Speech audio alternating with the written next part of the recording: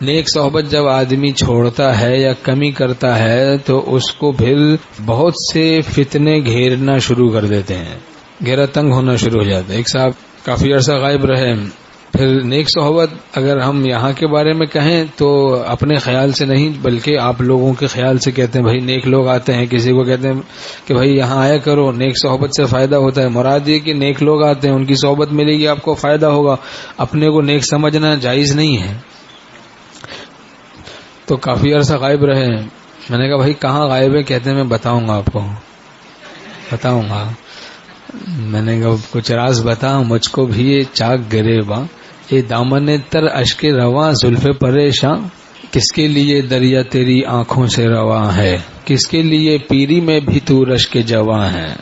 کس کے لیے دریا تیری آنکھوں سے رواں، اللہ کے لیے، اللہ والوں کی آنکھوں سے دریا رواں رہتا ہے، کس کے لیے دریا تیری آنکھوں سے رواں ہے، کس کے لیے پیری میں بھی تو رشک جواں ہے۔ جیسے کوئی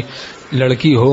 اس کو اغوا کر لیا جائے، اب اسے سموسے کھلائے جائیں، پاپڑ کھلائے جائیں، اسے مرغی کھلائی جائے، بریانی کھلائی، اس کا دل نہیں لگتا، اسے تو اپنے اماں ابا یاد آتے رہتے ہیں، وہ روتی رہتی ہے اندر اندر۔ ایسے ہی ہم لوگوں کا بھی حال ہے کہ کتنے نعمتیں، ہم لوگوں کا بھی یہ حال ہونا چاہیے کہ کتنی نعمتیں ملیں، لیکن بس یہ قید ہے ایک وہ خدا کی طرف، یا اللہ تو اپنے پاس بلا لے، یہ ہے ہماری آزادی، یہ ہے پھر آزادی کا مزہ آئے، اپنا قرب نصیب کر دیں، اپنا قرب نصیب کر دیں۔ تو بہرحال ہم نے کہا بھائی اچھا پھر بتاؤ کیا مسئلہ ہے؟ کہنے لگے بس کیا بتاؤں، وہ عشق مجازی میں مبتلا ہو گیا ہوں، عشق مجازی میں مبتلا ہو گیا ہوں، پرانی معشوقہ تھی، بس دوبارہ اس کا کئی برس کے بعد میسج آ گیا، بس پھر اس کے بعد کیا تھا، مبتلا ہو گیا۔ عشق مجازی عذاب الہی ہے، حضرت حکیم الامت تھانوی رحمۃ اللہ نے فرمایا عشق مجازی لڑکیوں اور لڑکوں کا عشق عذاب الہی ہے، از شراب قہر چو مستی دہد، نیست ہارا صورت ہستی دہد،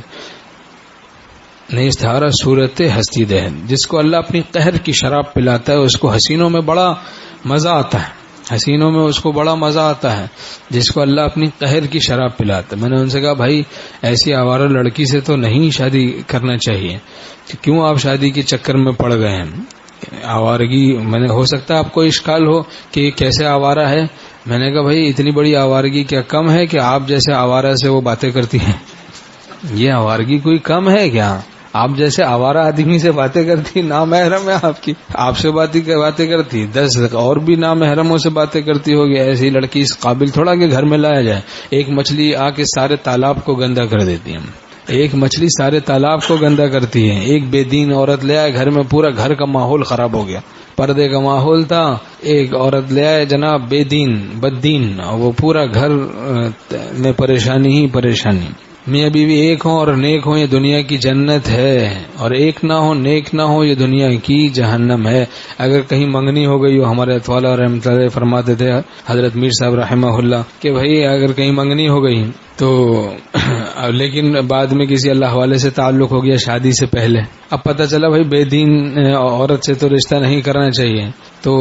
منگنی تو وعدہ نکاح ہے، وعدہ نکاح، تو غلط وعدہ کر دیا تو اس کو توڑ دینا چاہیے۔ فرماتے تھے غلط وعدہ کر دیا آپ نے، کوئی غلط گڑبڑ وعدہ کر دیا تو پھر اس وعدے کو پورا نہیں کرنا چاہیے، توڑ دینا چاہیے، اس کی تلافی کر دی جائے جو بھی، لیکن اس غلط وعدے کو توڑ دیا جائے۔ کہیں سفاری پارک میں کہیں ڈیٹ کا وعدہ کر دیا، اب اس وعدے کو پورا تھوڑا کرنا، کہ بھائی وعدہ خلافی ہو جائے گی، وعدہ خلافی ہو جائے گی اگر میں نہیں جاؤں گا۔